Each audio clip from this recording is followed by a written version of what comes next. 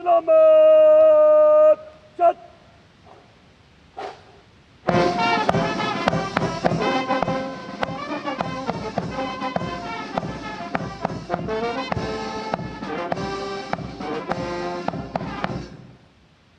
Agar Sena Polis Command Guard.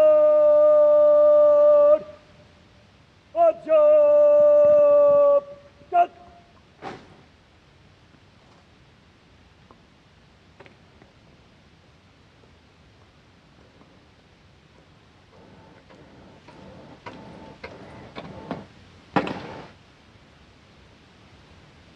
Other सेना police समान guard निरीक्षण के लिए हजरत इमाम। The overall commander of the Prime Minister's Guard of Honor informing the Prime Minister that the guard is ready and requesting him to inspect the Guard of Honor. The band positioned there will strike up a slow march during the inspection.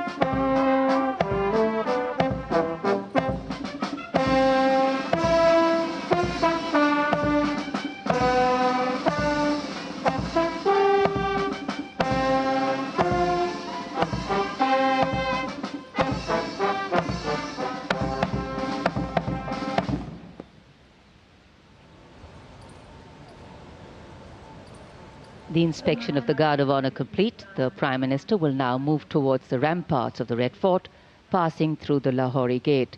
The flag hoisting ceremony at the ramparts, followed by the Prime Minister's address to the nation, are the high point of today's celebrations here. Nation building is a complex, collaborative and cumulative task. It happens over a period of time marked by intense and steadfast commitment. Today, Prime Minister Narendra Modi will share with the nation some victories, some challenges and some changes on his government's journey towards nation building. सम्मान गारद का निरीक्षण करने के बाद प्रधानमंत्री अब लाल किले की प्राचीर की ओर अग्रसर।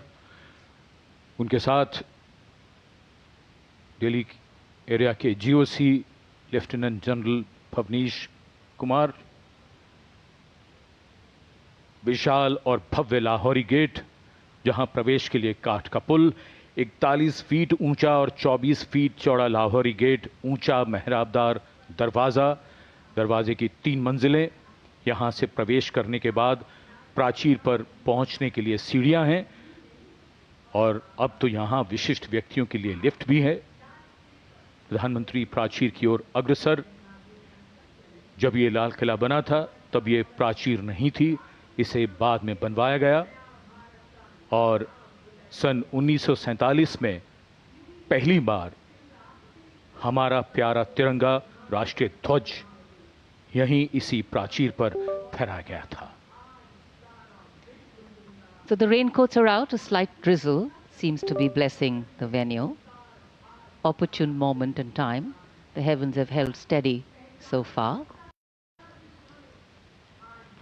The Prime Minister arriving at the first level of the ramparts, Raksha Mantri Shri Rajnath Singh, Raksha Rajya Mantri Shri Sanjay Seth, Chief of Defence Staff General Anil Chauhan, Chief of the Army General Upendra Dwivedi, the Navy Chief Admiral Dinesh K. Tripathi and the Chief of Air Staff Air Chief Marshal A.B. Singh greet him.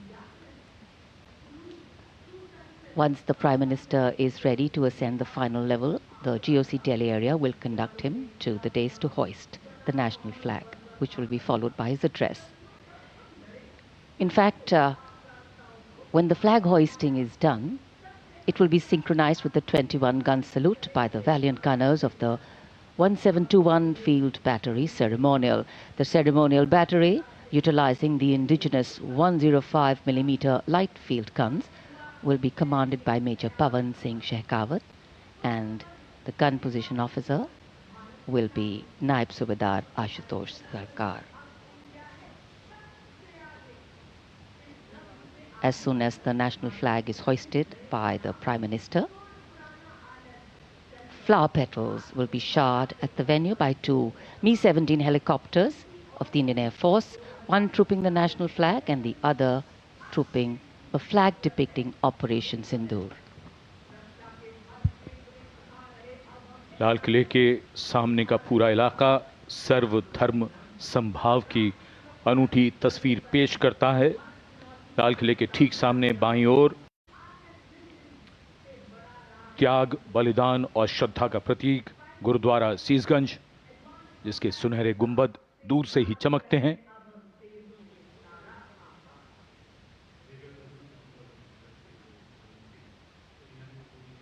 सर्व धर्म संभाव का विचार भारत के मूल में है और इस इलाके में आर्य समाज मंदिर भी है और सेंट्रल बैप्टिस्ट चर्च भी, भले ही वो कैमरे की नज़र से दूर हैं, लेकिन हैं यहीं इसी इलाके में मौजूद। और ये विशिष्ट दीर्घा, जहां केंद्रीय मंत्री, सेना के अध्यक्ष, सैन्य अधिकारी, गण्यमान्य व्यक्ति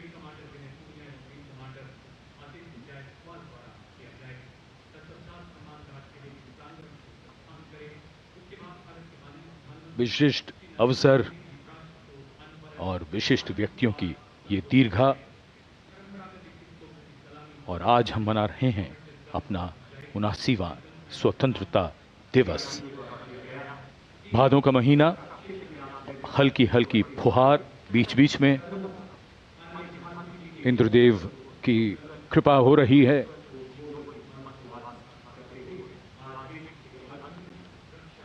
In fact, today we do more than just observe tradition and ceremony. We also momentarily pause to reflect and correct course, if required, on the true meaning of the words that end up punctuating our conversations on every 15th of August: freedom and independence. Words that seem fairly straightforward in their meaning, but highly nuanced in their meaning and delivery. When we became a free country, our leaders and national decision makers and their understanding of the layering and dimensions and the interpretation of all these was taken into account. These are the pillars which are the building blocks for the values and the principles on which this country designs its policies. The balance between change and continuity, change bringing in fresh ideas, helping us keep pace with the times, taking into account newer sensibilities and needs, and continuity, on the other hand, allowing us to be rooted and strong with a sense of belonging to something bigger than us. Flag hoisting ceremony.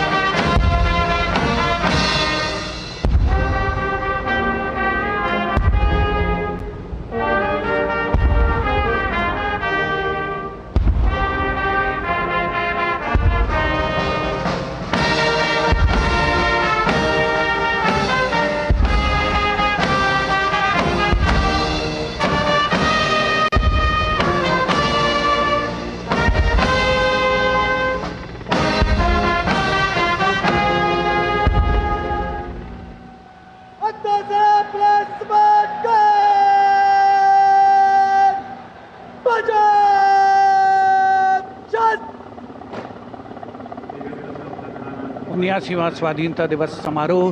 Bharat का तिरंगा शान से लहरा रहा है और तिरंगे के लहराते ही आसमान की ओर निगाहें जाती हैं। इस वर्ष स्वाधीनता दिवस समारोह को अनोखा कलेवर प्रदान कर रहे हैं भारतीय वायुसेना के 2 Mi-17 हेलीकॉप्टर्स, एक राष्ट्रीय ध्वज लिए हुए आपके स्क्रीन पर फूलों की वर्षा करता हुआ, और दूसरा ऑपरेशन सिंदूर को दर्शाने वाला ध्वज लिए हुए।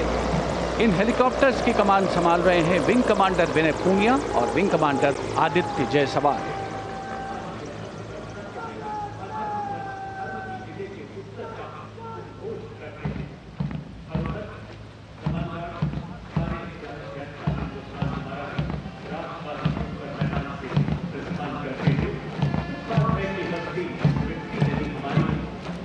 The National Flag Guard smartly marching away. These beautiful shots are strategically placed cameras. Some of the positions where our camera people are placed are in fact very difficult to reach also. But the aim of visual communication is to give you visual perfection. That's been the endeavor always of our telecasts.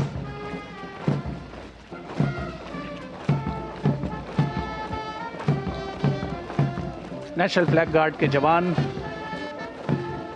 सुनहरी संगीतमय धुन पर अनुशासित ढंग से ज्ञान पथ के सामने से प्रस्थान कर रहे हैं और उत्कंठा से प्रतीक्षा माननीय प्रधानमंत्री महोदय के उद्बोधन की।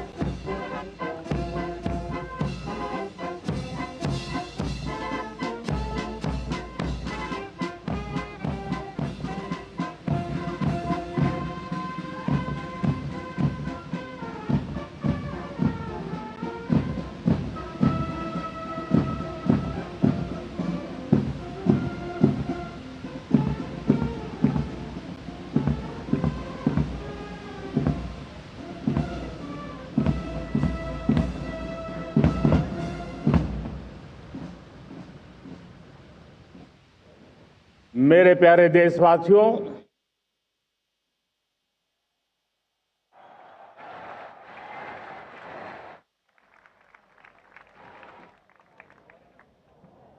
आजादी का ये महापर्व 140 करोड़ संकल्पों का पर्व है। आजादी का ये पर्व सामूहिक सिद्धियों का गौरव का पल है और हृदय उमंग से भरा हुआ है। देश एकता की भावना को निरंतर मजबूती दे रहा है। 140 करोड़ देशवासी आज तिरंगे के रंग में रंगे हैं। हर घर तिरंगा, भारत के हर कोने से, चाहे रेगिस्तान हो या हिमालय की चोटियां, समंदर के तट हो या घनी आबादी वाले क्षेत्र, हर तरफ से एक ही गुंज है, एक ही जयकारा है। हमारी प्राण से भी प्यारी मातृभूमि का जयगान है।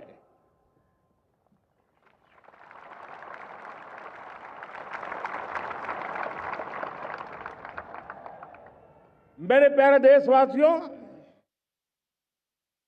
सन 47 में अनंत संभावनाओं के साथ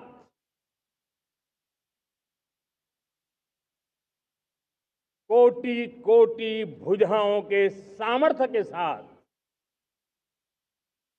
हमारा देश आजाद हुआ। देश की आकांक्षाएं उड़ाने भर रही थी। लेकिन चुनौतियां उससे भी कुछ ज्यादा थी। पूज्य बापू के सिद्धांतों पर चलते हुए संविधान सभा के सदस्यों ने एक बहुत ही महत्वपूर्ण दायित्व निभाया। भारत का संविधान गत 75 वर्ष से एक प्रकाश स्तंभ बन करके हमें मार्ग दिखाता रहा है। भारत के संविधान निर्माता अनेक विद महापुरुष डॉक्टर राजेंद्र प्रसाद, बाबा साहब आंबेडकर, पंडित नेहरू, सरदार वल्लभ भाई पटेल, डॉक्टर सर्वपल्ली राधाकृष्णन जी, इतना ही नहीं, हमारी नारी शक्ति का भी योगदान कम नहीं था। हंसा मेहता जी, दाक्षायणी, वेलायुधन जैसी विदुषियों ने भी भारत के संविधान को सशक्त करने में अपनी भूमिका निभाई थी। मैं आज लाल किले की प्राचीर से देश का मार्गदर्शन करने वाले, देश को दिशा देने वाला संविधान के निर्माताओं को आदरपूर्वक नमन करता हूं।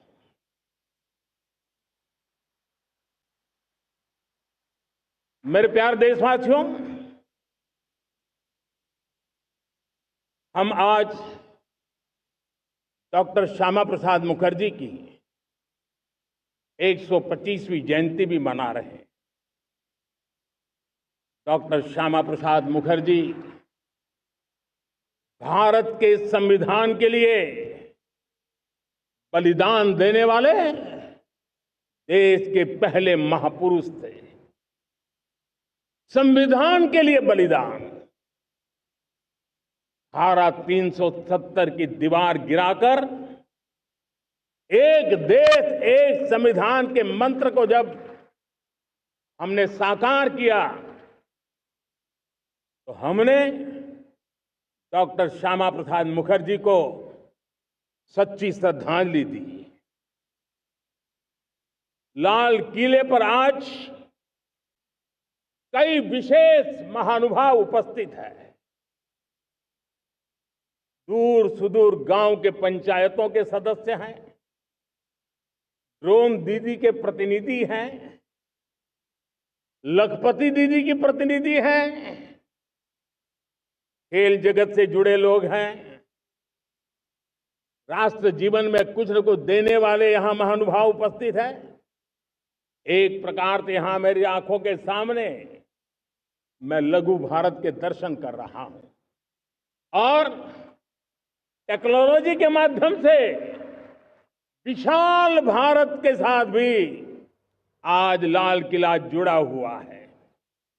मैं आजादी के इस महापर्व पर देशवासियों का, विश्व भर में फैलाए हुए भारत प्रेमियों का, हमारे मित्रों का हृदय से बहुत बहुत अभिनंदन करता हूं।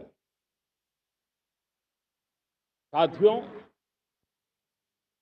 प्रकृति हम सब की परीक्षा ले रही है। पिछले कुछ दिनों में प्राकृतिक आपदाएं, भूस्खलन, बादलों का फटना, न जाने कितनी कितनी आपदाएं हम झेल रहे हैं। पीड़ितों के साथ हमारी संवेदना है। राज्य सरकारें और केंद्र सरकार मिलकर के बचाव के काम, राहत के काम, पुनर्वसन के काम में पूरी शक्ति से जुटे हुए हैं। साथियों, आज 15 अगस्त का एक विशेष महत्व भी मैं देख रहा। मुझे बहुत गर्व हो रहा है कि आज मुझे लाल किले की प्राचीर से ऑपरेशन सिंदूर के वीर जाबाजों को सैल्यूट करने का अवसर मिला है।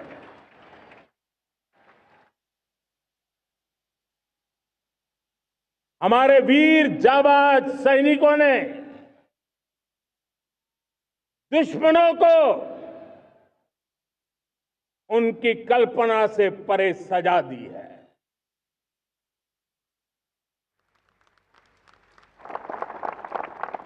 और इस अपील को पहलगाम में सीमा पार से आतंकियों ने आकर के जिस प्रकार का कत्ले आम किया, धर्म पूछ करके लोगों को मारा गया, पत्नी के सामने पति को गोलियां दी, बच्चों के सामने अपने पिता को मौत के घाट उतार दिया गया। पूरा हिंदुस्तान आक्रोश से भरा हुआ था। पूरा विश्व भी इस प्रकार से संहार से चौंक गया था। मेरे प्यारे देशवासियों, ऑपरेशन सिंदूर उसी आक्रोश की अभिव्यक्ति है।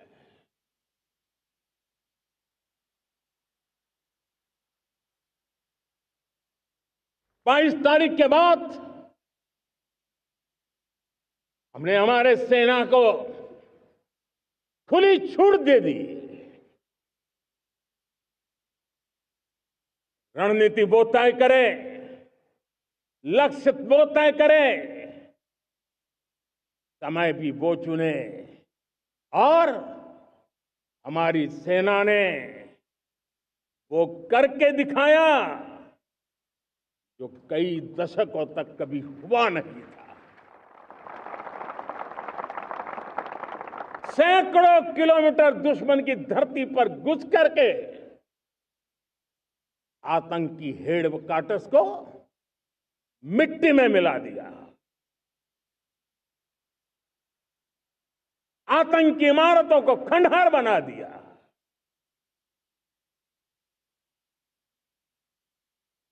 पाकिस्तान की नींद अभी भी उड़ी हुई है।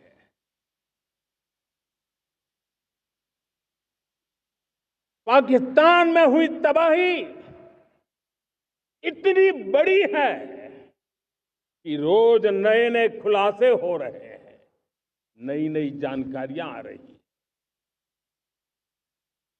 मेरे प्यारे देशवासियों, हमारा देश कई दशकों से आतंक को झेलता आया हुआ है। देश के सीने को छलनी कर दिया गया है। अब हमने एक न्यू नॉर्मल प्रस्थापित किया। आतंक को और आतंकी को पालने पोसने वालों को, आतंकियों को ताकत देने वालों को अब हम अलग अलग नहीं मानेंगे।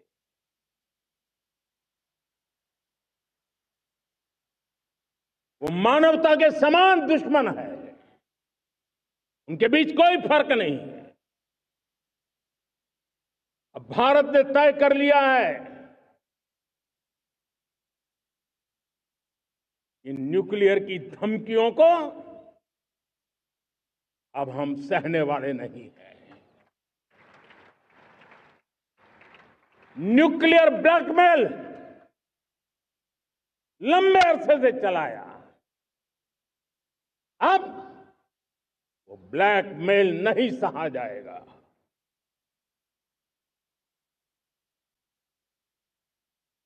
आगे भी अगर दुश्मनों ने ये कोशिश जारी रखी, हमारी सेना तय करेगी। सेना की शर्तों पर, सेना जो समय निर्धारित करे उस समय पर,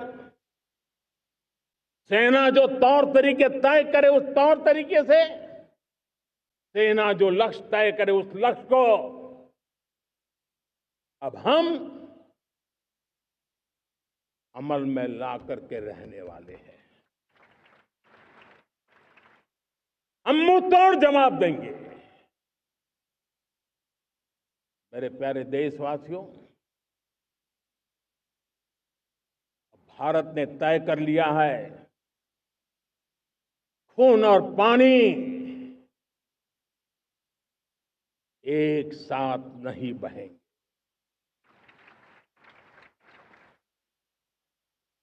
अब देशवासियों को भली भांति पता चला है कि सिंधु का समझौता कितना अन्यायपूर्ण है, कितना एक तरफा है। भारत से निकलती नदियों का पानी दुश्मनों के खेत को सींच रहा है और मेरे देश के किसान, मेरे देश की धरती पानी के बिना प्यासी है।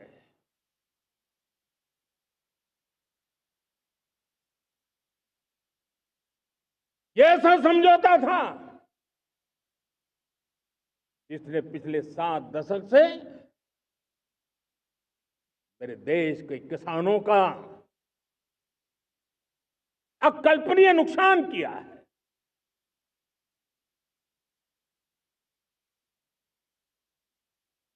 अब हिंदुस्तान के हक का जो पानी है उस पर अधिकार सिर्फ और सिर्फ हिंदुस्तान का है, हिंदुस्तान के किसानों का है। भारत कतई सिंधु समझौते को, उस स्वरूप को दशकों तक सहा है, उस स्वरूप को आगे नहीं सहा जाएगा। किसान हित में, राष्ट्र हित में ये समझौता हमें मंजूर नहीं है। मेरे प्यारे देशवासियों, आजादी के लिए असंख्य लोगों ने बलिदान दी, अपनी जवानी खपा दी, जेलों में जिंदगी गुजारी है, फांसी के तख्त पर लटके हैं। कुछ लेने पाने बनने के लिए नहीं, मां भारती के स्वाभिमान के लिए, कोटि कोटि जनों की आजादी के लिए, गुलामी की जंजीरों को तोड़ने के लिए। और मन में एक ही भाव था, स्वाभिमान। साथियों, गुलामी ने हमें निर्धन बना दिया, गुलामी ने हमें निर्भर भी बना दिया, औरों पर हमारी निर्भरता बढ़ती गई। हम सब जानते हैं, आजादी के बाद कोटि कोटि जनों के पेट भरना बड़ी चुनौती थी। लेकिन यही मेरे देश के किसान हैं जिन्होंने खून पसीना एक करके देश के अन्न के भंडार भर दिए।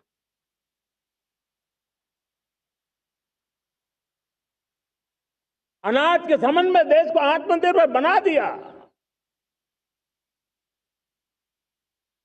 एक राष्ट्र के लिए आत्मसम्मान की सबसे बड़ी कसौटी आज भी उसकी आत्मनिर्भरता है। और मेरे प्यारे देशवासियों, विकसित भारत का आधार भी है आत्मनिर्भर भारत।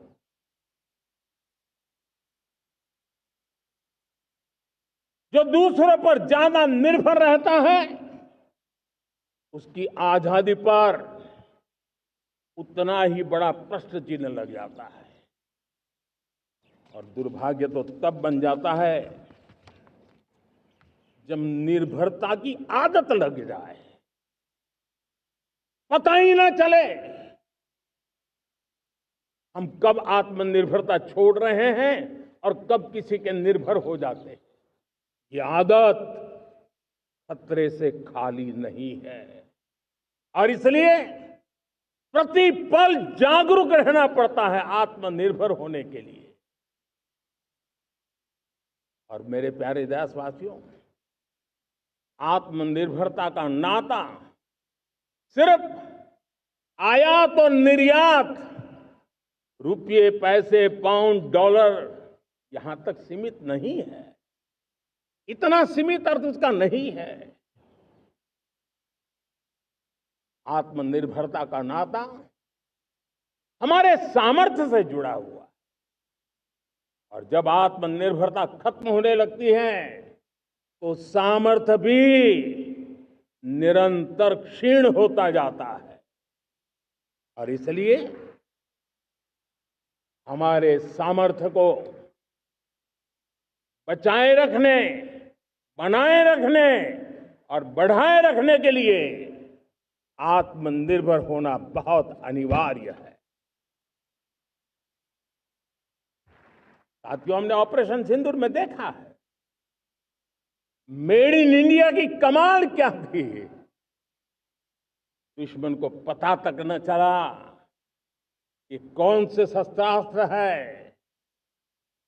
ये कौन सा सामर्थ्य है जो पलक भर में उनको नष्ट कर रहा है।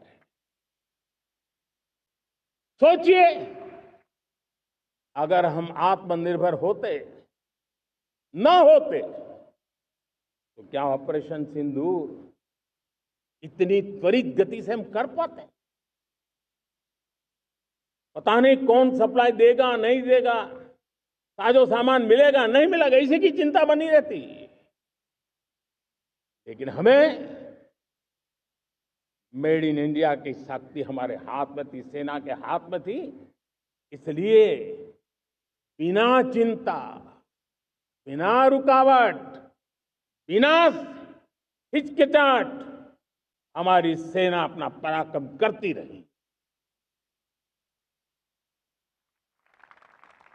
और ये पिछले 10 साल से लगातार डिफेंस के क्षेत्र में आत्मनिर्भरता पर हम एक मिशन लेकर के चले हैं, उसके नतीजे आज नजर आ रहे हैं। साथियों, मैं एक और विषय पर आपका ध्यान आकर्षित करना चाहता हूं। ये बात से कोई इनकार नहीं कर सकता कि 21वीं सदी टेक्नोलॉजी ड्रिवन सेंचुरी है। और जब टेक्नोलॉजी ड्रिवन है और इतिहास की तरफ नजर करें तो पता है, इतिहास गवाह है, जिन जिन देशों ने टेक्नोलॉजी में महारत हासिल की, वो देश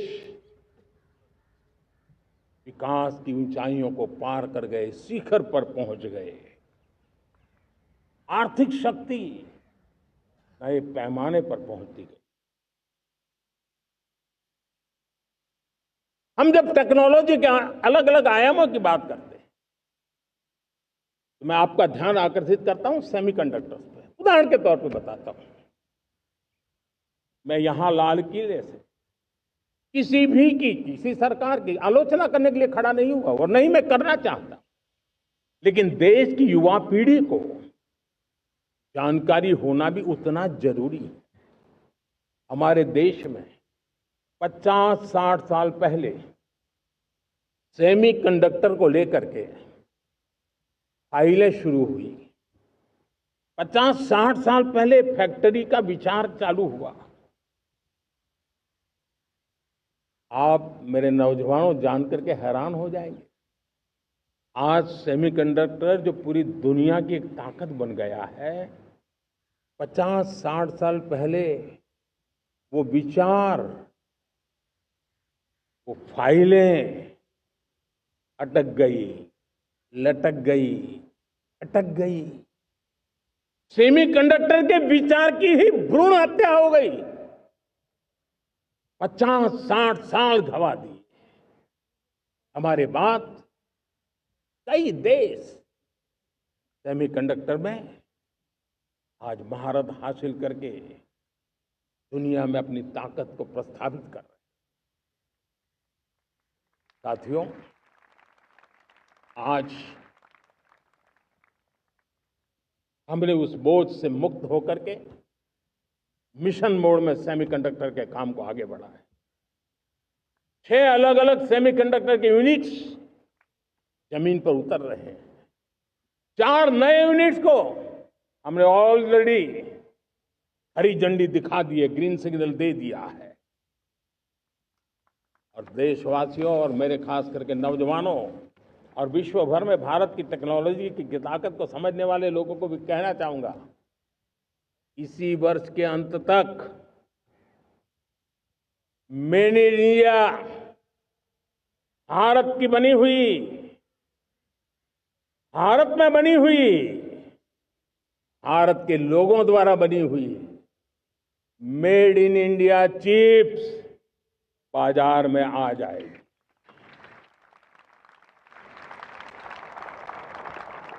मैं दूसरा उदाहरण देना चाहता हूं। अब ऊर्जा के क्षेत्र में हम सब जानते हैं कि हम एनर्जी के लिए बहुत सारे देशों पर डिपेंडेंट है।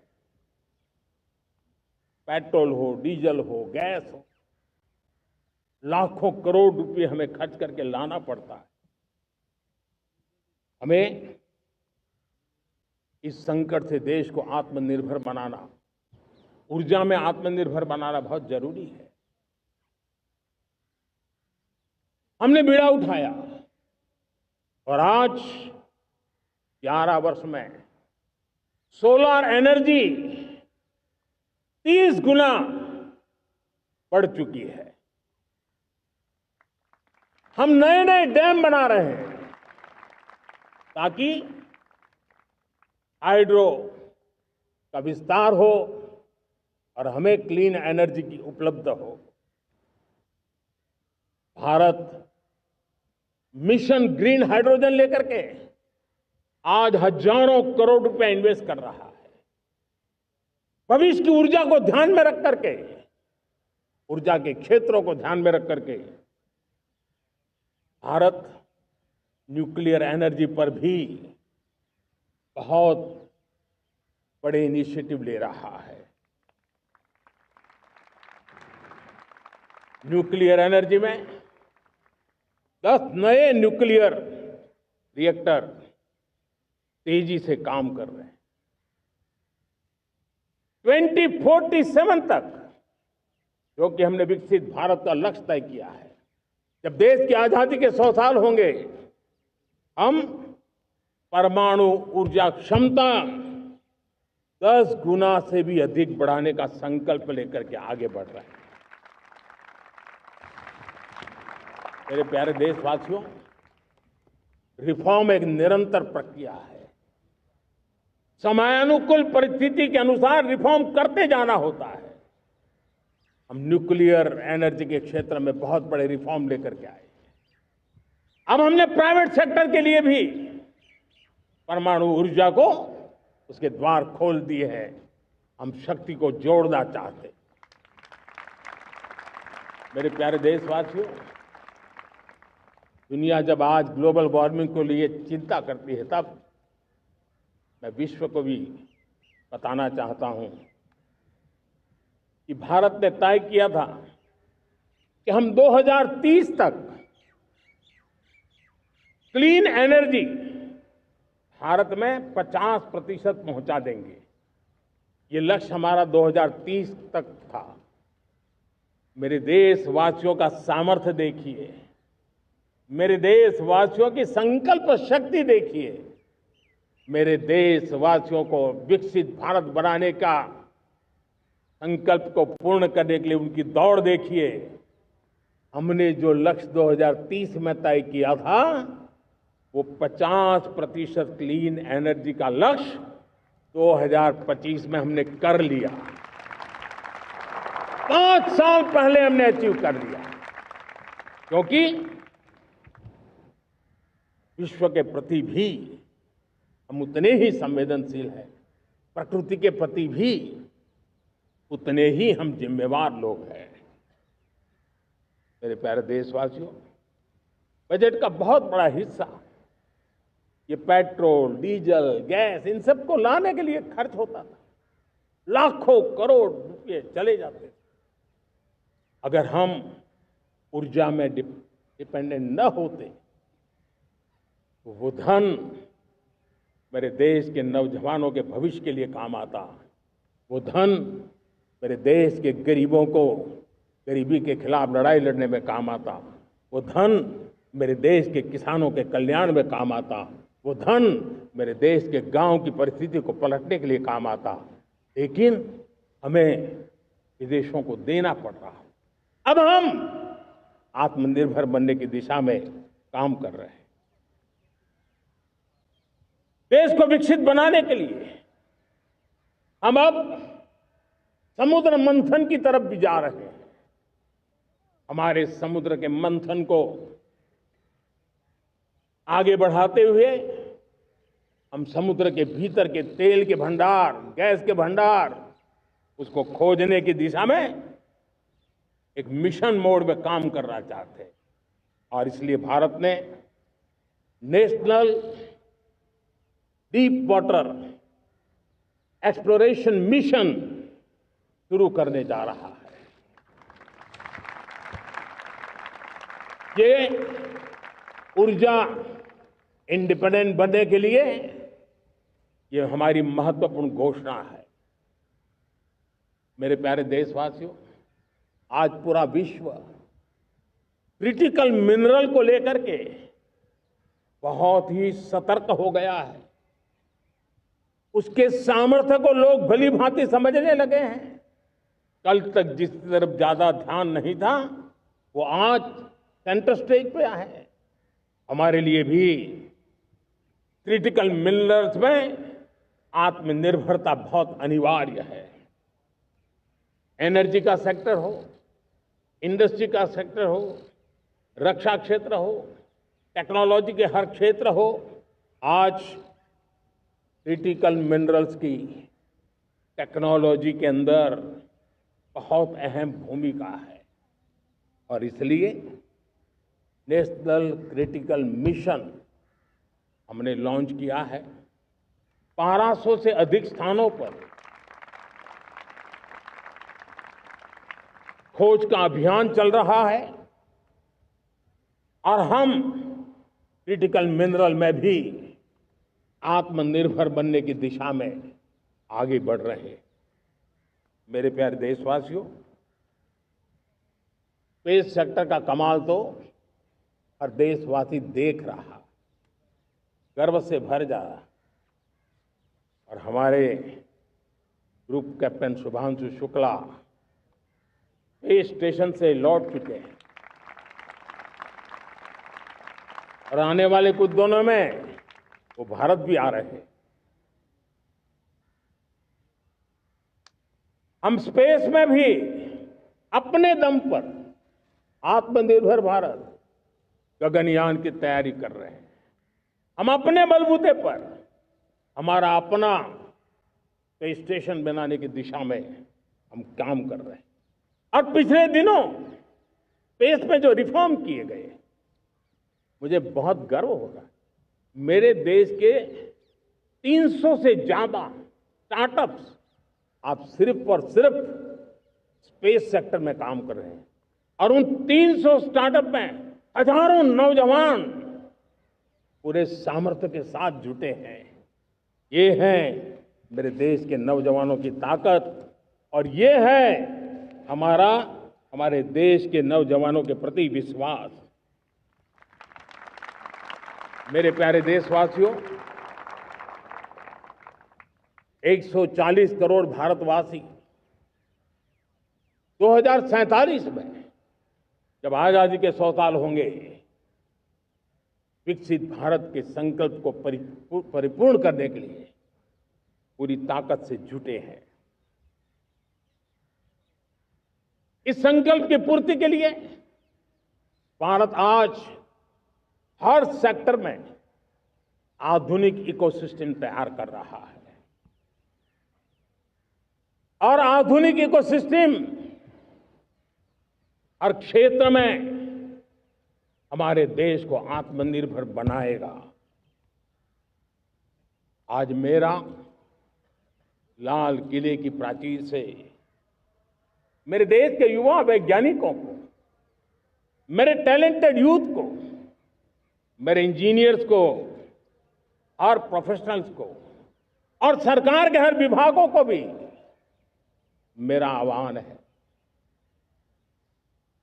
क्या हमारा अपना made in India fighter jets के लिए जेट इंजन हमारा होना चाहिए कि नहीं होना चाहिए?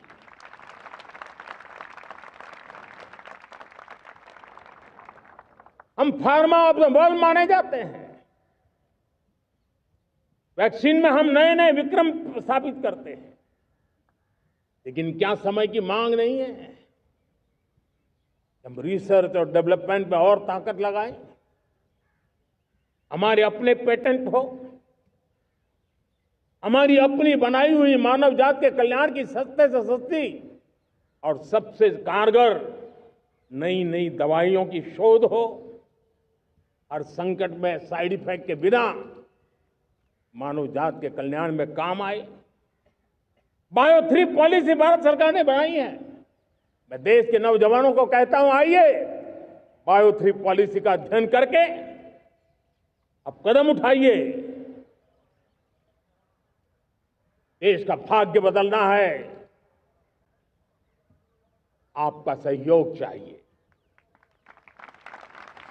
मेरे प्यारे देशवासियों, आज आईटी का युग है, डेटा की ताकत है। क्या समय की मांग नहीं है? ऑपरेटिंग सिस्टम से लेकर के साइबर सुरक्षा तक, डीप टेक से लेकर के आर्टिफिशियल इंटेलिजेंस तक, सारी चीजें हमारी अपनी हो, इस पर हमारे ही लोगों का सामर्थ्य जुटा हुआ हो, उनकी सामर्थ्य शक्ति का विश्व को परिचय कराए।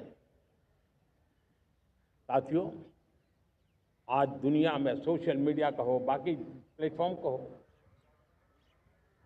दुनिया के प्लेटफॉर्म पर हम काम कर रहे हैं। दुनिया ने हमने दिखा दिया है, यूपीआई का हमारा प्लेटफॉर्म आज दुनिया को अजोबा कर रहा है। हमारे में सामर्थ्य है। रियल टाइम ट्रांजैक्शन में 50% अकेला भारत यूपीआई के माध्यम से कर रहा है। इसका मतलब की ताकत है। क्रिएटिव वर्ल्ड हो, सोशल मीडिया हो, ये जितने भी प्लेटफॉर्म्स हैं, मेरे देश के नौजवानों में चुनौती करता हूं आपको, आइए हमारे अपने प्लेटफॉर्म क्यों ना हो, हम क्यों दूसरों पर निर्भर रहे, क्यों भारत का धन बाहर जाए? और मुझे आपके सामर्थ्य पर भरोसा है। मेरे प्यारे देशवासी, जैसे ऊर्जा के क्षेत्र में हम डिपेंडेंट हैं, वैसा ही देश का दुर्भाग्य है कि फर्टिलाइजर, उसमें भी हमें दुनिया पर निर्भर रहना पड़ता है। मेरे देश के किसान भी फर्टिलाइजर का सही उपयोग कर करके धरती माता की सेवा कर सकते हैं। अनाप शनाप उपयोग से भी धरती मां को बहुत नुकसान पहुंचा रहे हैं। लेकिन साथ साथ मैं देश के नौजवानों को कहना चाहता हूं, देश के उद्योग जगत को कहना चाहता हूं, देश के प्राइवेट सेक्टर को कहना चाहता हूं, आइए हम फर्टिलाइजर के भंडार भर दें, हम नए नए तौर तरीके खोजें और भारत की आवश्यकता के अनुसार हम अपना फर्टिलाइजर तैयार करें। हम औरों पर निर्भर न रहे। साथियों, आने वाला युग ईवी का है। अब ईवी बैटरी क्या हम नहीं बनाएंगे? हम निर्भर रहेंगे?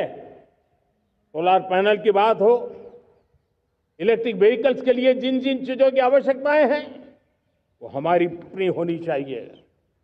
साथियों, मैं ये इसलिए कहने की हिम्मत करता हूं, क्यों? क्योंकि मुझे देश के नौजवानों के सामर्थ्य पर भरोसा है। और भरोसा सिर्फ वो मेरे देश के नौजवान है इतने मात्र से नहीं है। कोविड के समय हम बहुत सारी चीजों पर निर्भर थे। तो मेरे देश के नौजवानों को कहा गया कि वैक्सीन हमारी अपनी चाहिए, देश ने करके दिखाया। कोविन प्लेटफॉर्म हमारा अपना होना चाहिए, देश ने करके दिखाया। करोड़ों करोड़ों लोगों की जिंदगी बचाने का काम हमने किया है। वही स्पिरिट, वही जज्बा हमें जीवन के हर क्षेत्र में आत्मनिर्भर बनने के लिए अपना सब कुछ देना है। अपना जो बेस्ट है वो हमें दे करके रहना है। साथियों, पिछले 11 साल में एंटरप्रेन्योरशिप, उद्यमशीलता को बहुत बड़ी ताकत मिली। आज लाखों स्टार्टअप्स टियर 2, टियर 3 सिटी में देश की अर्थशक्ति को, देश के इनोवेशन को ताकत दे रहे हैं।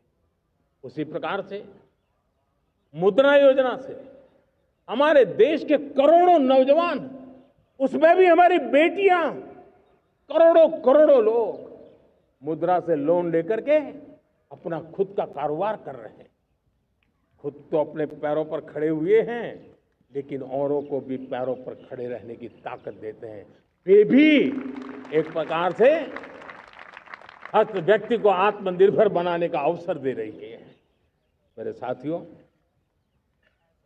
विमेन सेल्फ हेल्प ग्रुप किसी का ध्यान नहीं था। पिछले 10 साल में विमेन सेल्फ हेल्प ग्रुप ने कमाल करके दिखाया।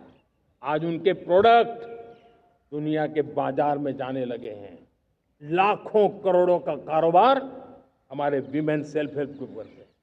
मैंने एक बार मन की बात में खिलौने की बात कही थी। हम करोड़ों करोड़ रुपए के खिलौने विदेश से लाते थे। मैंने ऐसे ही मन की बात में कहा, करे मेरे देश के नौजवानों, ऐसा भी करें नहीं क्या, किलो भी बाहर जाएंगे। और आज मैं गर्व से कहता हूं कि मेरा देश खिलौने एक्सपोर्ट करने लग गया है। यानी देश के सामर्थ्य को हर प्रकार के अवसर मिले, हर रुकावटों से मुक्ति मिले, उसको सर्वाधिक करने के लिए प्रेरित किया जाए। देश कर सकता है। मैं देश के युवाओं से कहता हूं, आइए आप इनोवेटिव आइडियाज लेकर के, आपके आइडियाज को मरने मत देना दोस्त। आज का आपका आइडिया हो सकता है आने वाली पीढ़ी का भविष्य बना सकता है। मैं आपके साथ खड़ा हूं, मैं आपके लिए काम करने के लिए तैयार हूं, आपका साथी बन के काम करने तैयार हूं। आप आइए, हिम्मत जुटाइए, इनिशिएटिव लीजिए। जो युवा मैन्युफैक्चरिंग के बारे में सोचते हैं, आइए आगे बढ़िए। सरकार के नियमों में बदलाव करना है, मुझे बताइए। अब देश रुकना नहीं चाहता है। 2047 दूर नहीं है। एक एक पल की कीमत है और हम एक भी पल गंवाना नहीं चाहते दोस्तों।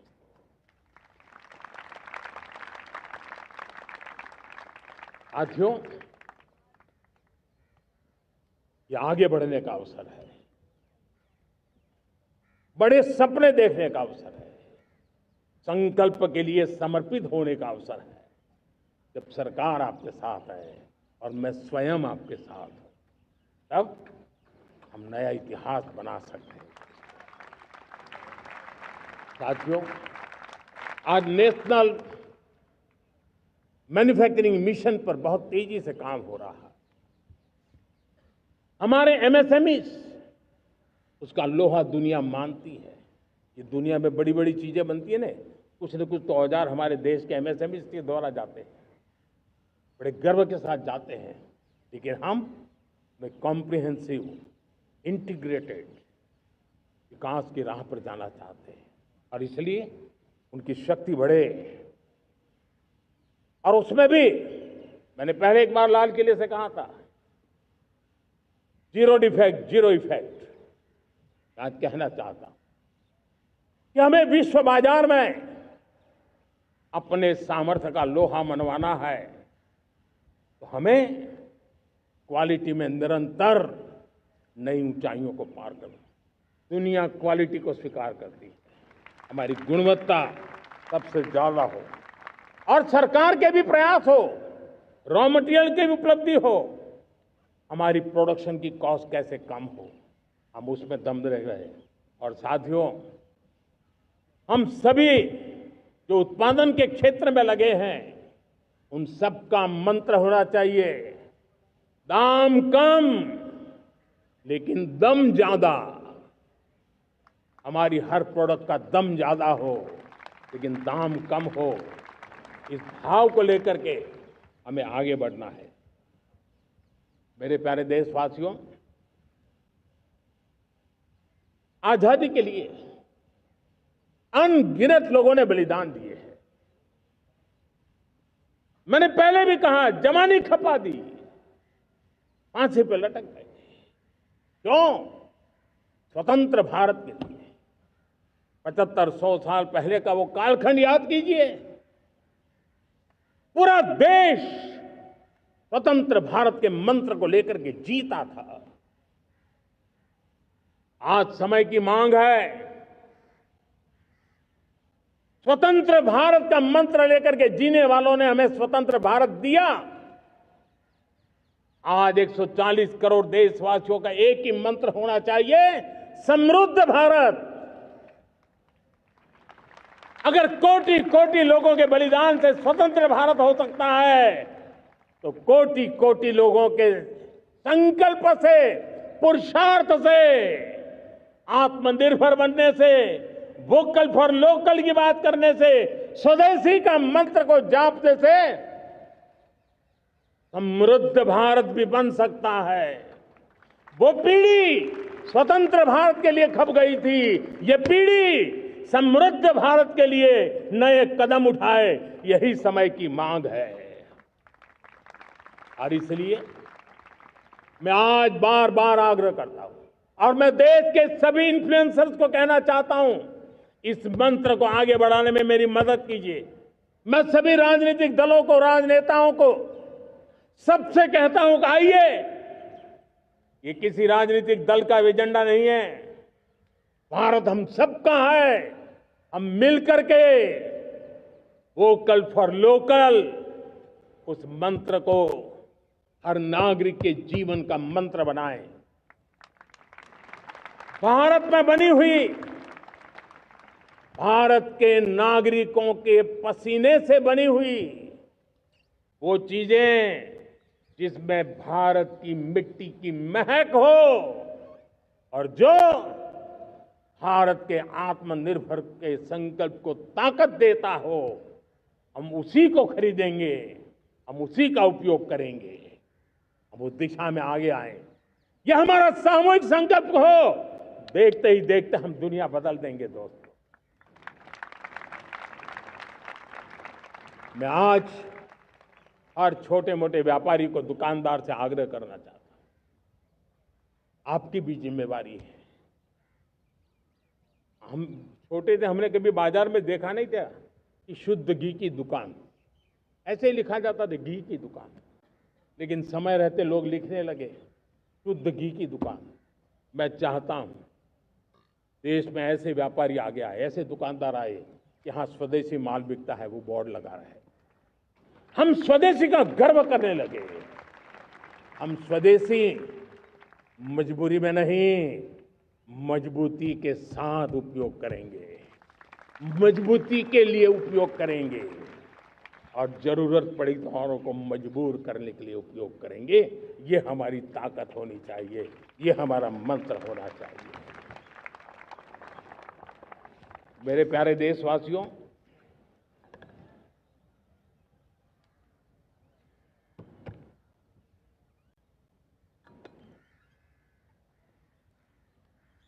मुझे मुझे बहुत लंबे समय से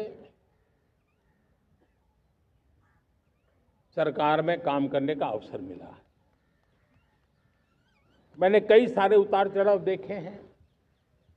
सरकारों की मुसीबतों से भी मैं परिचित हूं, व्यवस्थाओं की मर्यादाओं से भी परिचित हूं, लेकिन उसके बावजूद भी हमारी जिम्मेवारी है कि हम किसी की लकीर को छोटी करने में अपनी ताकत बर्बाद न करें। मैं बड़े अनुभव से कहता हूं, किसी दूसरे की लकीर छोटी करने के लिए अपनी ऊर्जा हमें नहीं खपानी है। हमें पूरी ऊर्जा के साथ हमारी लकीर को लंबा करना है।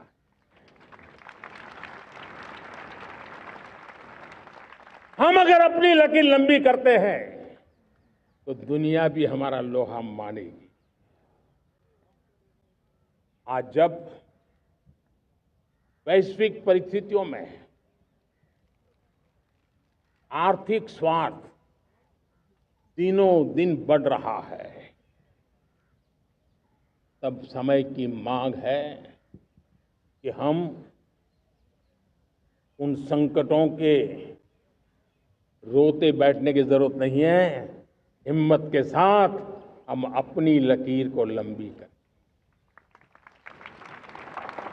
और मैं 25 साल के शासन के अनुभव से कह सकता हूं, अगर ये रास्ता हमने चुन लिया, हर किसी ने चुन लिया, तो फिर कोई स्वार्थ हमें अपनी चंगुल में नहीं फंसा सकता है। मेरे प्यारे देशवासियों, बीता दशक रिफॉर्म, परफॉर्म, ट्रांसफॉर्म कर रहा है, लेकिन अब हमें और नई ताकत से जुड़ना है। पिछले दिनों हमने कई रिफॉर्म्स किए। एफडीआई हो, इंश्योरेंस कंपनी की बात हो, विश्व की यूनिवर्सिटीज को भारत के अंदर स्थान देने की बात हो, कई रिफॉर्म्स किए हैं। 40,000 से ज्यादा अनावश्यक कंप्लायंसेस को हमने खत्म किया है।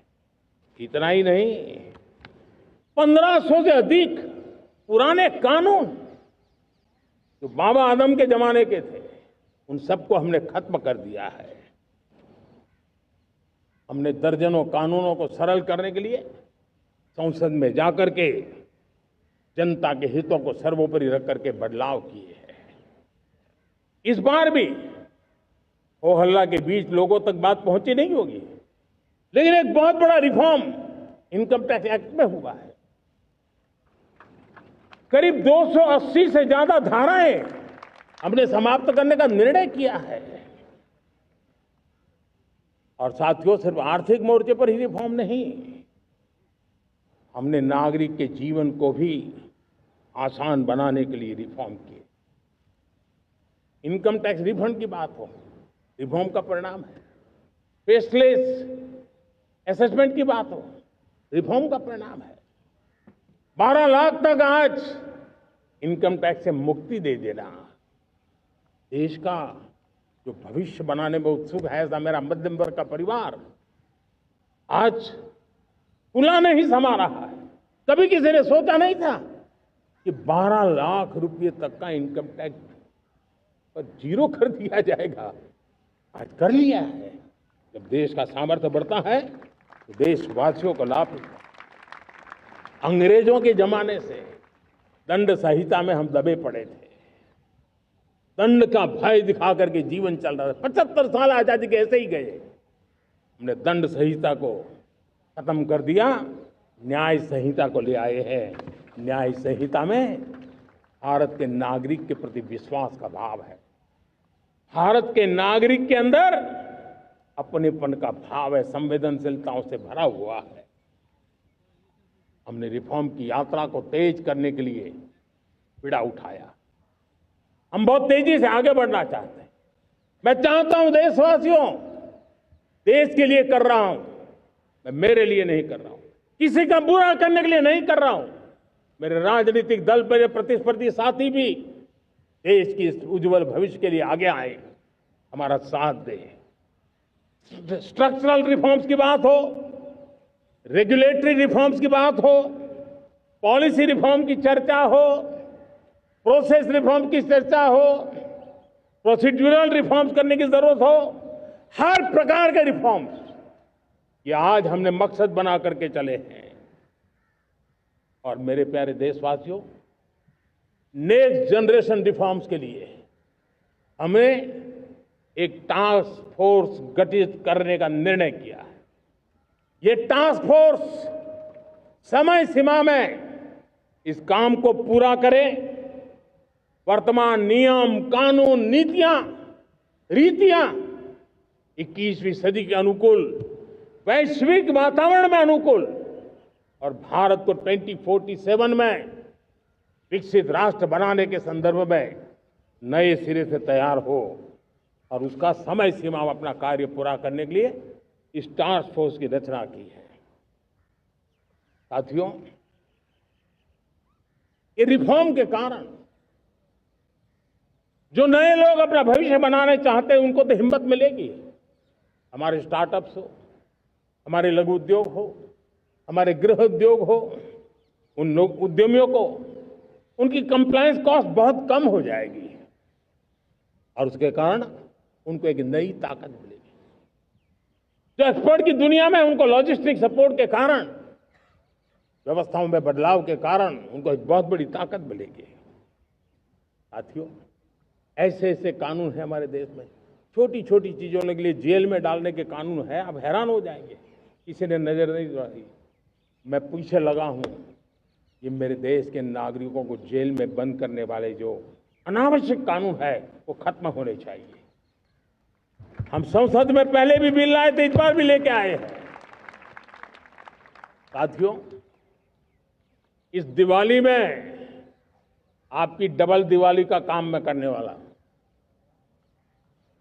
इस दिवाली में आपको एक बहुत बड़ा तोहफा देशवासियों को मिलने वाला है। पिछले 8 साल से हमने जीएसटी का बहुत बड़ा रिफॉर्म किया। पूरे देश में टैक्स के बर्डन को कम किया, टैक्स की व्यवस्थाओं को सरल किया और 8 साल के बाद समय की मांग है कि हम एक बार उसको रिव्यू करें। हमने एक हाई पावर कमेटी को बिठा करके रिव्यू शुरू किया, राज्यों से भी विचार विमर्श किया और मेरे प्यारे देशवासियों, हम नेक्स्ट जनरेशन जीएसटी रिफॉर्म्स लेकर के आ रहे हैं। ये दिवाली के अंदर आपके लिए तोहफा बन जाएंगे। सामान्य मानवीय की जरूरतों के टैक्स भारी मात्रा में कम कर दिए जाएंगे, बहुत बड़ी सुविधा बढ़ेगी। हमारे एमएसएमई, हमारे लघु उद्यमी, इनको बहुत बड़ा लाभ मिलेगा। रोजमर्रा की चीजें बहुत सस्ती हो जाएगी और उससे इकोनॉमी को भी एक नया बल मिलने वाला है। मेरे प्यारे देशवासियों, आज देश तीसरी बड़ी इकोनॉमी बनने के लिए समय तेज गति से आगे बढ़ रहा है। हम दरवाजे खटखटा रहे हैं और बहुत तेजी से हम उसको अचीव भी कर लेंगे। और कोई तो दिन होगा मैं आपके बीच आकर के लाल किले की प्राचीर से ये खबर भी सुनाऊंगा।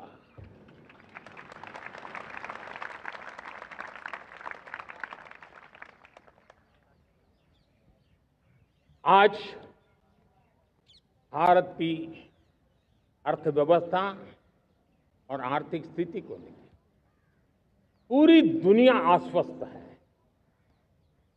इतनी अस्थिरता के बीच आशा की किरण बना हुआ है भारत का फाइनेंशियल डिसिप्लिन, भारत की फाइनेंस की ऊर्जा। संकट के घेरे में जब अर्थव्यवस्था पड़ी हुई है, तब भारत ही उसे बाहर निकलेगा, ये भरोसा दुनिया में पनपा है। आज इन्फ्लेशन कंट्रोल में है, फॉरेन एक्सचेंज रिजर्व हमारे बहुत मजबूत है, हमारे मैक्रो इकोनॉमिक इंडिकेटर्स बहुत मजबूत है।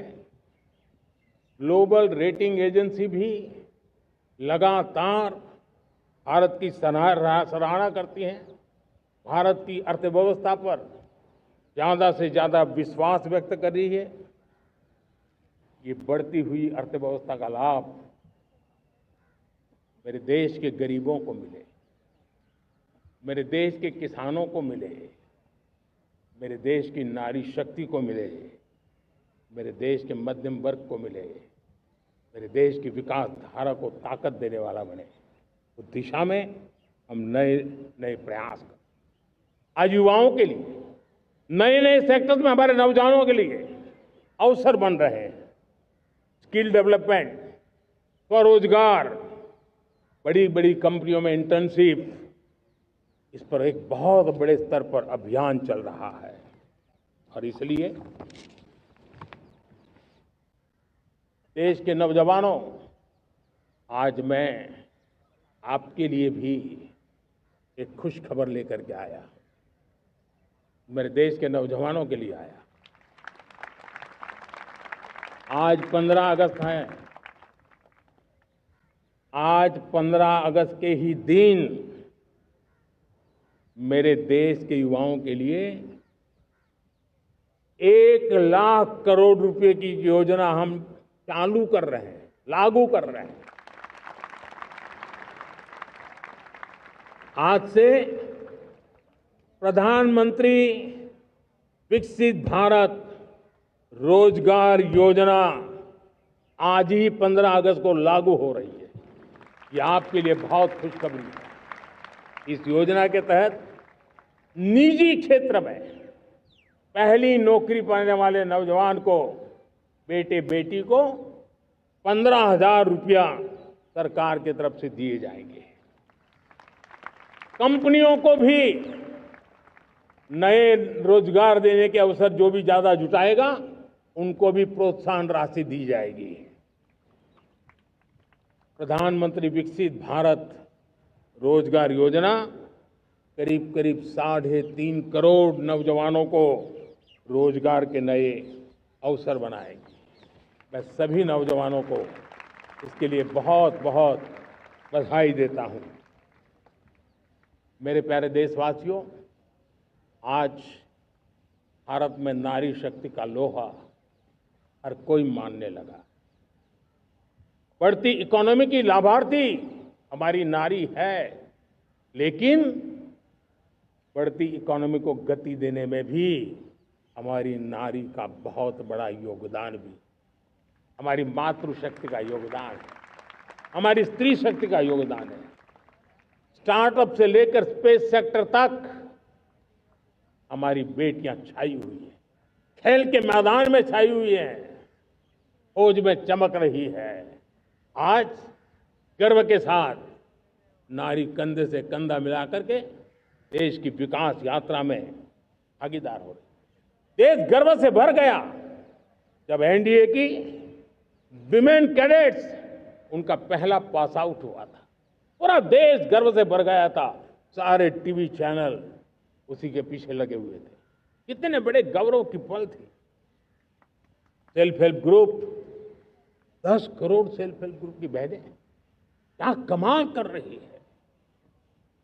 नमो ड्रोन दीदी नारी शक्ति की एक नई पहचान बनी।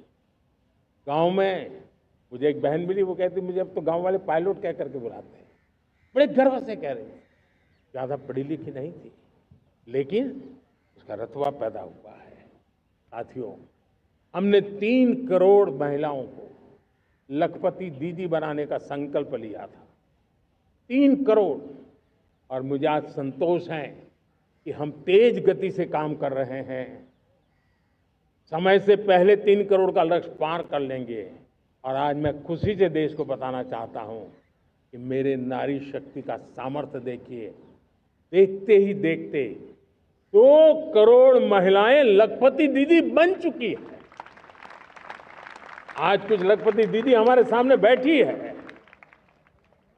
ये है मेरे सामर्थ्य और मेरा विश्वास है दोस्तों, भारत की विकास यात्रा में उनकी भागीदारी बढ़ने वाली है। मेरे प्यारे देशवासियों, मेरे देश के किसानों का भारत की अर्थव्यवस्था में बहुत बड़ा योगदान है। भारत के किसानों की मेहनत रंग ला रही है। पिछले साल अनाज के उत्पादन में मेरे देश के किसानों ने के पुराने सारे विक्रम तोड़ दिए। ये सामर्थ्य है मेरे देश का। उतनी ही जमीन, लेकिन व्यवस्थाएं बदली, पानी पहुंचने लगा, अच्छे सीड्स मिलने लगे, किसानों को अच्छी सुविधाएं मिलने लगी, तो वो अपना सामर्थ्य देश के लिए बढ़ा रहा है। आज भारत दूध, दाल, जूट जैसे उत्पादन में नंबर 1 है दुनिया में। आज दुनिया का दूसरा सबसे बड़ा फिश प्रोड्यूसर, मेरे मछुआरा भाई बहनों की ताकत देखिए। फिश प्रोड्यूशन में दुनिया में हम दूसरे नंबर पर पहुंच चुके हैं। आज भारत चावल, गेहूं, फल और सब्जी के उत्पादन में भी दुनिया में दूसरे नंबर पर पहुंच चुका है। साथियों, आपको खुशी होगी, मेरे देश के किसान जो पैदावार देते हैं, आज वो उत्पादन दुनिया के बाजार में पहुंच रहा है। 4 लाख करोड़ रुपया एग्रो प्रोडक्ट का एक्सपोर्ट हुआ है। ये मेरे देश के किसानों ने हमें ताकत दिखाई है। हम छोटे किसान हो, पशुपालक हो, मछुआरे हो, देश के विकास की अनेक योजनाओं का लाभ आज हम उन तक पहुंचा रहे हैं।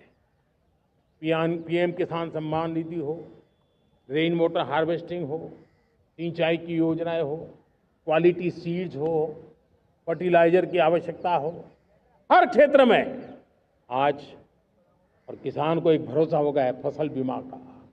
वो साहसिक बना रहा, उसका परिणाम भी देश को मिल रहा है। जो पहले कल्पना की बात थी, आज हकीकत बन गई है।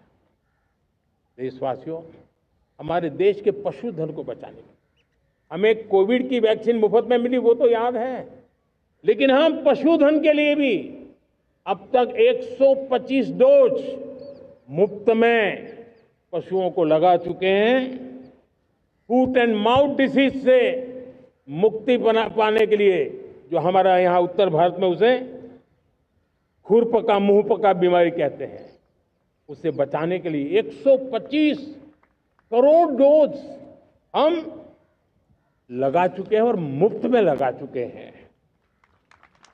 हम खेती के मामले में देश के वो जिले जहां के किसान औरों से पीछे रह गए, किसी न किसी कारण से 100 जिले ऐसे हैं जहां अपेक्षाकृत कम खेती है, और इसलिए हमने 100 जिले आइडेंटिफाई किए हैं पूरे देश में से, और वहां के किसानों को एम्पावर करना, किसानों को शक्ति देना, किसानों को मदद करने का एक अभियान चलाया है। और इसके लिए पीएम धन धान्य कृषि योजना का आरंभ किया है। पीएम धन धान्य कृषि योजना वो देश के 100 जिले जहां थोड़ी सी भी मदद कर देंगे तो वहां का किसान भी भारत के अन्य किसानों की बराबरी कर देगा। मेरे प्यारे देशवासियों, भारत के किसान, भारत के पशुपालक, भारत के मछुआरे, ये हमारी सबसे बड़ी प्राथमिकता है। भारत के किसान, भारत के मछुआरे, भारत के पशुपालक, उनसे जुड़ी किसी भी अहितकारी नीति के आगे मोदी दीवार बन के खड़ा है।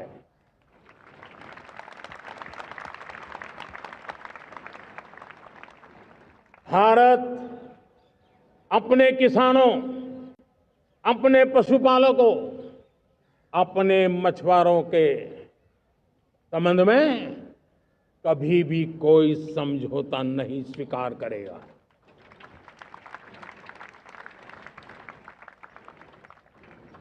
प्यारे देशवासियों, गरीबी क्या होती है मुझे किताबों में पढ़ना नहीं पड़ा है, मैं जानता हूं। सरकार में भी रहा हूं और इसलिए मेरी कोशिश रही है कि सरकार फाइलों में नहीं होनी चाहिए। सरकार देश के नागरिकों की लाइफ में होनी चाहिए। दलित हो, पीड़ित हो, शोषित हो, वंचित हो, उनके लिए सकारात्मक रूप से सरकारें प्रोएक्टिव हो, सरकारें प्रो पीपल हो, उस दिशा में हम निरंतर प्रयास कर रहे हैं। समाज के हर जरूरत व्यक्ति के लिए कुछ लोगों को लगता है कि सरकार की योजनाएं पहले भी आती जी नहीं, हम सरकार की योजनाओं को जमीन पर उतार रहे हैं, सैचुरेशन पर बल देते हैं और सामाजिक न्याय का अगर कोई सच्चा एजुकेशन है तो सैचुरेशन में है, जिसमें कोई हकदार छूटे नहीं, हकदार के घर तक सरकार जाए और उसे अपना हक की चीजें मिले, उसके लिए हम काम कर रहे हैं। जनधन अकाउंट जब खोले गए ना, वो सिर्फ बैंक का अकाउंट था ऐसा नहीं है, उसे एक स्वाभिमान मिला था कि बैंक के दरवाजे मेरे लिए भी खुलते हैं, मैं भी बैंक के दरवाजे में जाकर के टेबल पे हाथ रख करके बात कर सकता हूं। ये विश्वास हमने जगाया है। आयुष्मान भारत ने बीमारी को सहने की आदत से मुक्ति दिलाने का और उनको अच्छे स्वास्थ्य के लिए मदद करने का काम, और जब हम वरिष्ठ नागरिकों को 5 लाख रुपए से ज्यादा मदद कर करके उनके आरोग्य की चिंता करते हैं, आज पीएम आवास 4 करोड़ गरीबों को घर मिलना मतलब जिंदगी के नए सपने वहां सजते हैं। वो सिर्फ 4 दीवारें नहीं है दोस्तों। रेहड़ी पटरी वालों के लिए पीएम स्वनिधि योजना, जो कभी ब्याज के चक्कर में फंसा रहता था, आज पीएम स्वनिधि से रेहड़ी पटरी वाला भी, और आपने देखा वो यूपीआई से पैसे लेता है, यूपीआई से पैसे देता है। ये बदलाव आखिरी व्यक्ति तक चिंता, लोगों की लाइफ में सरकार होनी चाहिए।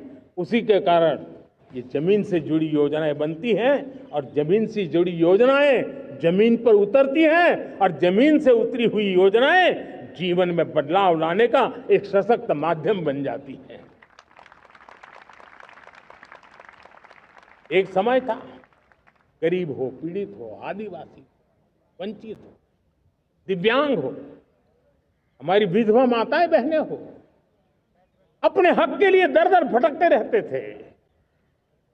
सरकारी दफ्तरों में चक्कर लगाते लगाते जिंदगी पूरी हो जाती। आज सरकार आपके दरवाजे पर आती है, सैचुरेशन के अप्रोच को लेकर के आती है, करोड़ों लाभार्थियों को सरकारी योजनाओं का लाभ मिल रहा है। डायरेक्ट बेनिफिट ट्रांसफर एक बहुत बड़ा क्रांतिकारी काम हुआ है। साथियों, गरीबी हटाओ के नारे देश ने बहुत सुने हैं, लाल किले से भी सुने, और देश सुन सुन करके थक गया था और देश ने मान लिया था कि गरीबी हट नहीं सकती है। लेकिन जब हम योजनाओं को गरीब के घर तक ले जाते हैं, विश्वास को गरीब के मन में हम पैदा करते हैं, तब मेरे देश के 25 करोड़ गरीब गरीबी को परास्त कर करके, गरीबी से बाहर निकल करके एक नया इतिहास बनाते हैं। आज 10 करोड़ गरीब और 10 वर्ष में 25 करोड़ से ज्यादा गरीब गरीबी को परास्त कर करके गरीबी से बाहर निकले हैं और एक न्यू मिडिल क्लास तैयार हुआ है। मेरे साथियों, ये न्यू मिडिल क्लास और मिडिल क्लास एक ऐसी जुगलबंदी है जिसमें एस्पिरेशन भी है, एफर्ट भी है। वो देश को आगे बढ़ाने के लिए बहुत बड़ा सामर्थ्य बनने वाली है। मेरे प्यारे देशवासियों, बहुत ही निकट भविष्य में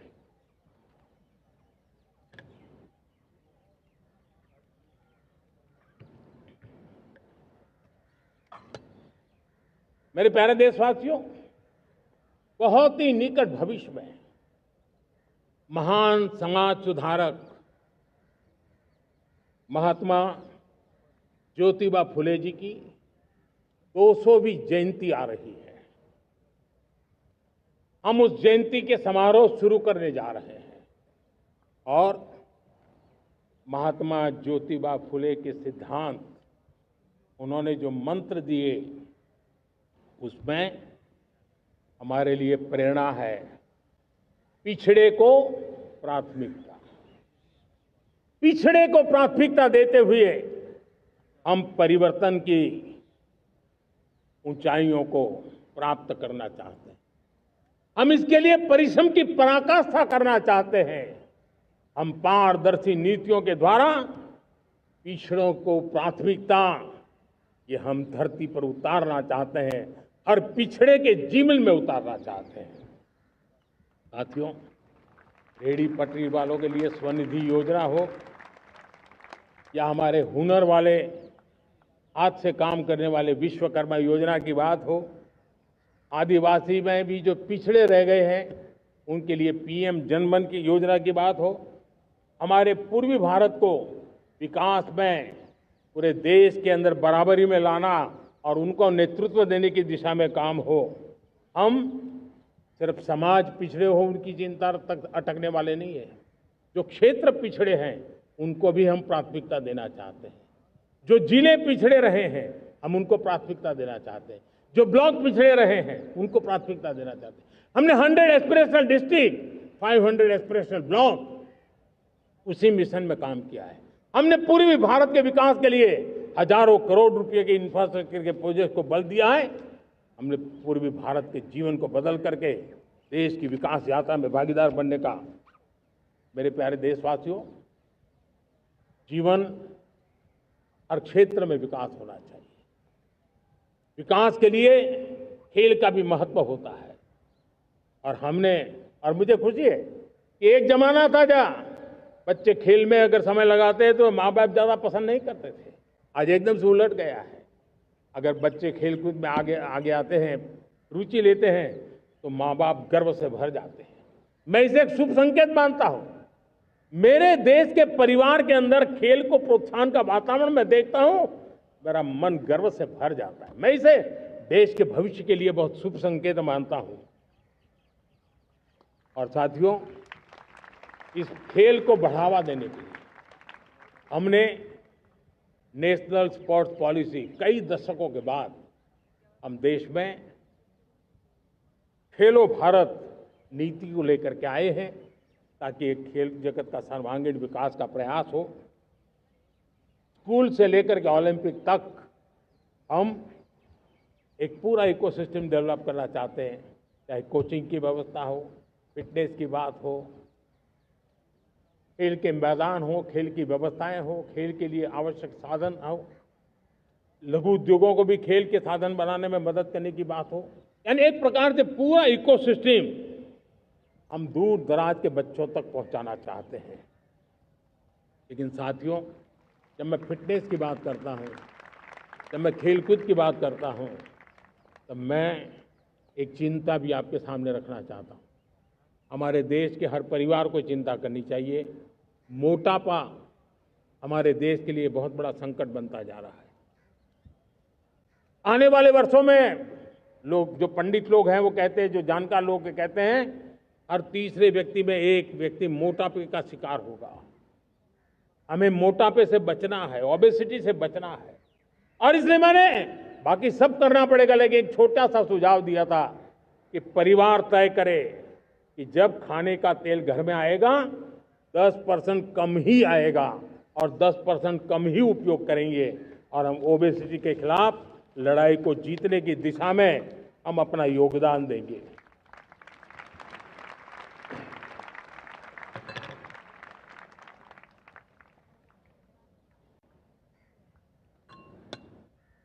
मेरे प्यारे देशवासियों, हमारा देश भाग्यवान है। हजारों साल की विरासत के हम धनी हैं और वो हमें निरंतर ऊर्जा मिलती है, प्रेरणा मिलती है, त्याग और तपस्या की राह मिलती है। आज गुरु तेग बहादुर, यह वर्ष गुरु तेग बहादुर जी का 350वां शहीदी वर्ष है। देश की संस्कृति की रक्षा, भारत के मूल्यों की रक्षा के लिए उन्होंने अपना सब कुछ न्योछावर कर दिया। मैं आज उनको नमन करता हूं। साथियों, हमारी संस्कृति की ताकत हमारी विविधता है। हम विविधता को सेलिब्रेट करना चाहते हैं। हम विविधता को सेलिब्रेट करने की आदत बनाना चाहते हैं।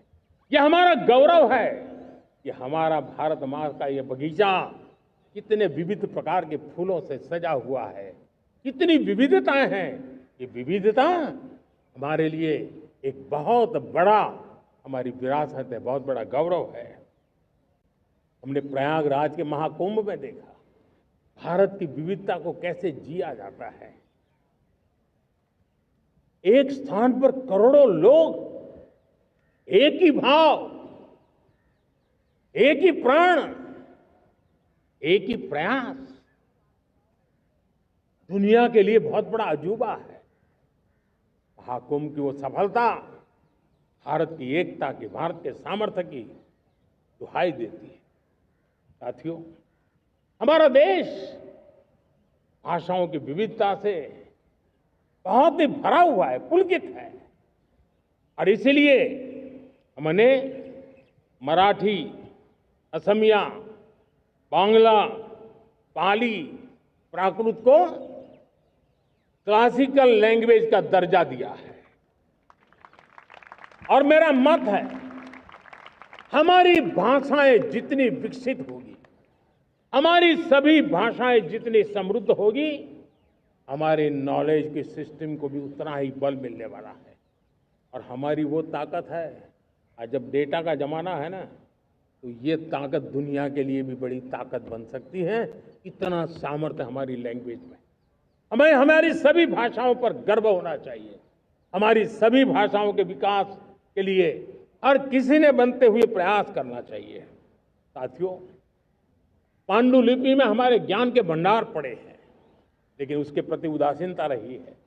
इस बार हमने ज्ञान भारतम योजना के तहत देश भर में जहां भी हस्तलिखित ग्रंथ है, जहां पांडुलिपियां हैं, सदियों पुराने जो दस्तावेज हैं, उनको खोज खोज करके आज की टेक्नोलॉजी का उपयोग करते हुए उस ज्ञान की समृद्धि को आने वाली पीढ़ियों के लिए काम आए, उस दिशा में काम कर रहे हैं।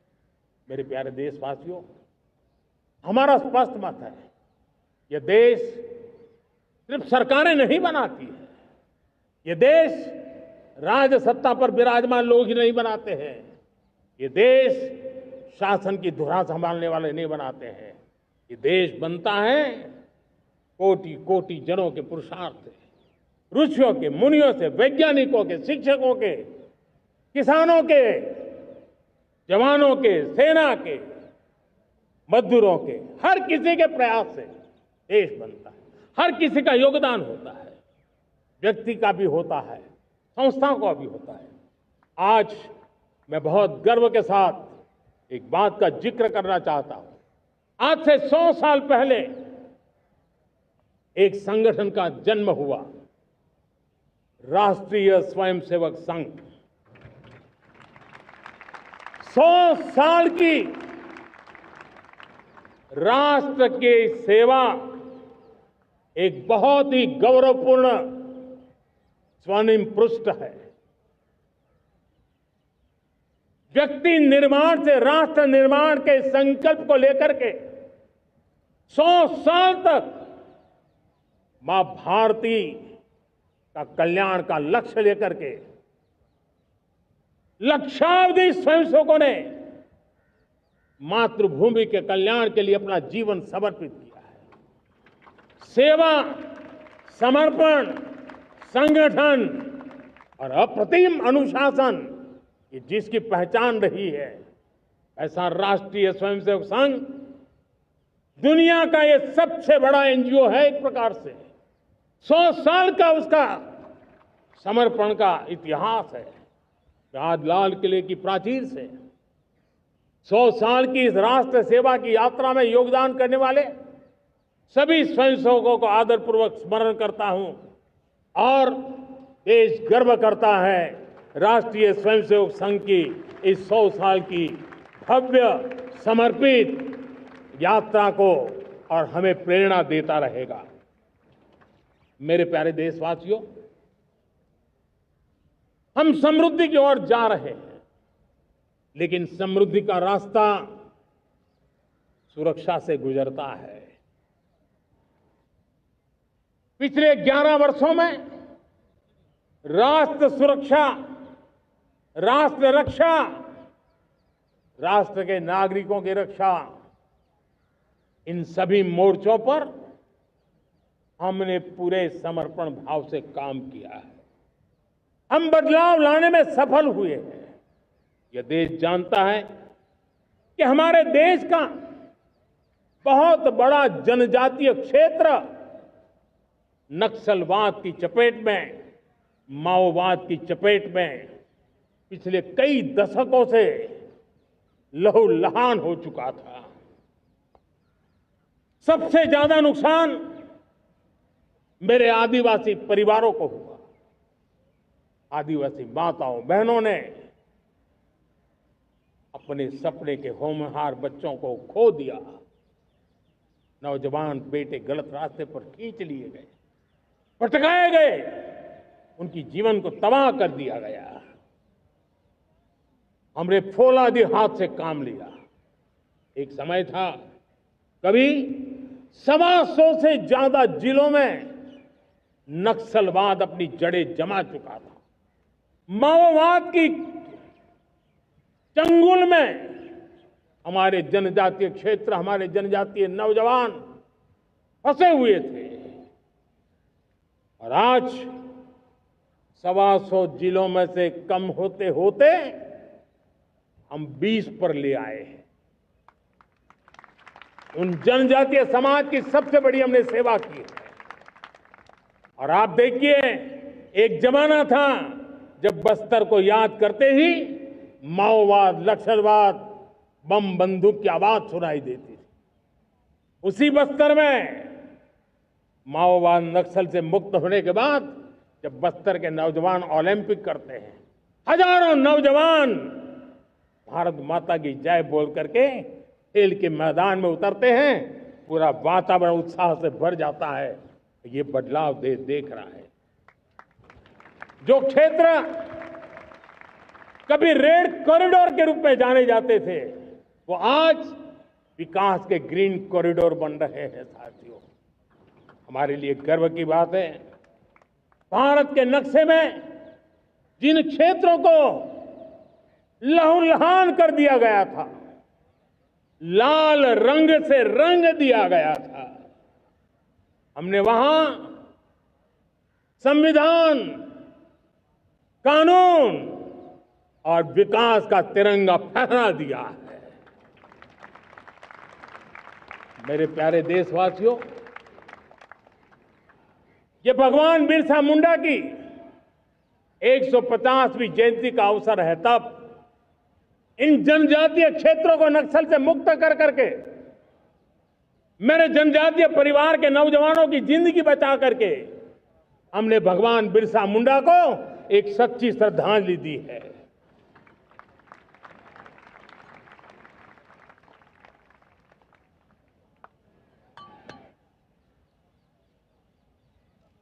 मेरे प्यारे देशवासियों, मैं आज देश के सामने एक चिंता, एक चुनौती के संबंध में आगाह करना चाहता हूं। षड्यंत्र के तहत, सोची समझी साजिश के तहत देश की डेमोग्राफी को बदला जा रहा है। एक नए संकट के बीज बोए जा रहे हैं, और ये घुसपैठिए मेरे देश के नौजवानों की रोजी रोटी छीन रहे हैं। एक घुसपैठिए मेरे देश की बहन बेटियों को निशाना बना रहे हैं। ये बर्दाश्त नहीं होगा। ये घुसपैठिए भोले भाले आदिवासियों को भ्रमित करके उनकी जमीनों पर कब्जा कर रहे हैं। ये देश सहन नहीं करेगा। और इसलिए मेरे प्यारे देशवासियों, जब डेमोग्राफी परिवर्तन होता है, सीमावर्ती क्षेत्रों में डेमोग्राफी में परिवर्तन होता है, तब राष्ट्रीय सुरक्षा के लिए संकट पैदा होता है। देश की एकता, अखंडता और प्रगति के लिए ये संकट पैदा, सामाजिक तनाव के बीज बो देता है। और कोई देश अपना देश घुसपैठियों के हवाले नहीं कर सकता है। दुनिया का कोई देश नहीं कर सकता है, तो हम भारत को कैसे कर सकते हैं? हमारे पूर्वजों ने त्याग और बलिदान से आजादी पाई है, हमें स्वतंत्र भारत दिया है। उन महापुरुषों के प्रति हमारा कर्तव्य है कि हम हमारे देश में ऐसी हरकतों को स्वीकार न करें। उनकी सच्ची श्रद्धांजलि होगी। और इसलिए मैं आज लाल किले की प्राचीर से कहना चाहता हूं, हमने एक हाई पावर्ड डेमोग्राफी मिशन शुरू करने का निर्णय किया है। ये मिशन, इस मिशन के द्वारा ये जो भीषण संकट नजर आ रहा है, भारत पे मंडरा रहा है जो संकट है, उसको निपटाने के लिए तय समय में सुविचारित सुनिश्चित रूप से अपने कार्य को करेगा। उस दिशा में हम आगे बढ़ रहे हैं। मेरे प्यारे देशवासियों, कल जन्माष्टमी का पावन पर्व है। भगवान श्री कृष्ण का जन्मोत्सव देश में मनाया जाता है। साथियों, जब मुझे भगवान श्री कृष्ण याद आते हैं तो हम देख रहे हैं कि पूरे विश्व में आज युद्ध के तौर तरीके बदल रहे हैं। हमने देखा है कि भारत युद्ध के हर नए तौर तरीकों को निपटने में समृद्ध है। हमने ऑपरेशन सिंदूर में दिखा दिया है। टेक्नोलॉजी में जो भी महारत थी, पाकिस्तान ने हमारे सैन्य ठिकानों पर,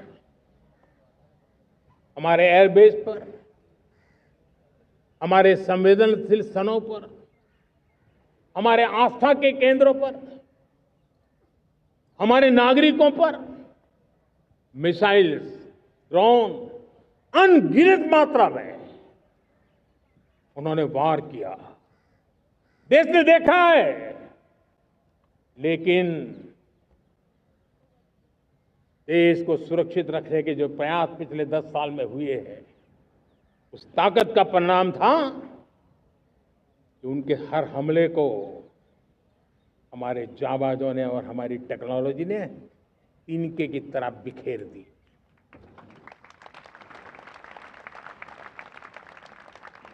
रत्ती भर नुकसान नहीं कर पाए। और इसलिए जब युद्ध के मैदान में टेक्नोलॉजी का विस्तार हो रहा है, टेक्नोलॉजी हावी हो रही है, तब राष्ट्र की रक्षा के लिए, देश के नागरिकों की सुरक्षा के लिए हमें भी, हमने जो आज महारत पाई है, वो महारत का और विस्तार करने की जरूरत है। हमने आज जो महारत पाई है, उसको लगातार अपग्रेड करते रहने की आवश्यकता है। और इसलिए साथियों, मैंने एक संकल्प लिया है। मुझे आपके आशीर्वाद चाहिए, कोटि कोटि देशवासियों के आशीर्वाद चाहिए। क्योंकि समृद्धि कितनी ही क्यों न हो, अगर सुरक्षा के प्रति उदासीनता बरतते हैं तो समृद्धि भी किसी काम की नहीं रहती। और इसलिए सुरक्षा का महत्व बहुत बड़ा है। और इसलिए मैं आज लाल किले की प्राचीर से कह रहा हूं, आने वाले 10 साल में 2035 तक राष्ट्र के सभी महत्वपूर्ण स्थलों, जिनमें सामरिक के साथ साथ सिविलियन क्षेत्र भी शामिल है, जैसे अस्पताल हो, रेलवे हो, जो भी आस्था के केंद्र हो, उन्हें टेक्नोलॉजी के नए प्लेटफॉर्म द्वारा पूरी तरह सुरक्षा का कवच दिया जाएगा। ये सुरक्षा का कवच लगातार विस्तार होता जाए, देश का हर नागरिक सुरक्षित महसूस करे, किसी भी प्रकार की टेक्नोलॉजी हम पर वार करने आ जाए, हमारी टेक्नोलॉजी उससे बेहतर सिद्ध हो। और इसलिए आने वाले 10 साल 2035 तक मैं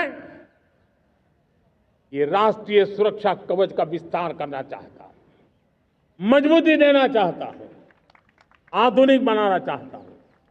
और इसलिए भगवान श्री कृष्ण से प्रेरणा पाकर के हमने श्री कृष्ण का जो सुदर्शन चक्र था, उस सुदर्शन चक्र की राह को चुना है। आप में से बहुत लोगों को याद होगा, जब महाभारत की लड़ाई चल रही थी, श्री कृष्ण ने अपने सुदर्शन चक्र से सूर्य के प्रकाश को रोक दिया था और दिन में ही अंधेरा कर दिया था। सूर्य प्रकाश को सुदर्शन चक्र से रोक दिया था। और तब अर्जुन ने जो शपथ ली थी जयद्रथ का वध करने की, उस प्रतिज्ञा को अर्जुन पूर्ण कर पाए थे। वो सुदर्शन चक्र के पराक्रम और रणनीति का परिणाम था। अब देश सुदर्शन चक्र मिशन लॉन्च करेगा।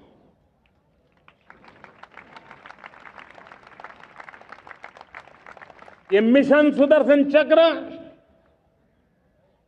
एक पावरफुल वेपन सिस्टम दुश्मन के हमले को न्यूट्रलाइज तो करेगा ही करेगा, लेकिन कई गुना ज्यादा दुश्मन पर हिट बैक करेगा।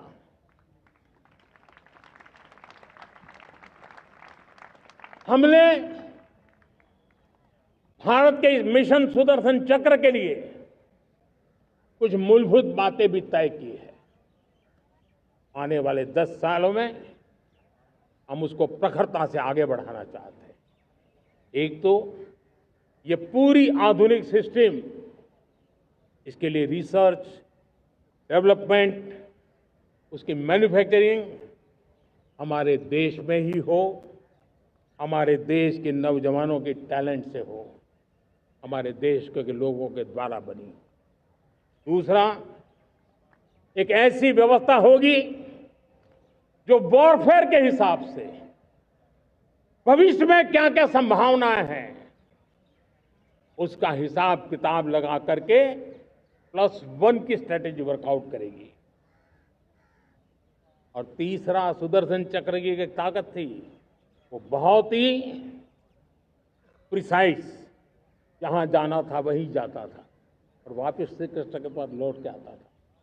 हम इस सुदर्शन चक्र के द्वारा भी टारगेटेड प्रिसाइज एक्शन के लिए भी व्यवस्था को विकसित करने की दिशा में आगे बढ़ेंगे। और इसलिए युद्ध के बदलते तौर तरीकों में राष्ट्र की सुरक्षा, नागरिकों की सुरक्षा के लिए मैं बड़े प्रतिबद्धता के साथ इस कार्य को आगे बढ़ाने के लिए वचन देता हूं।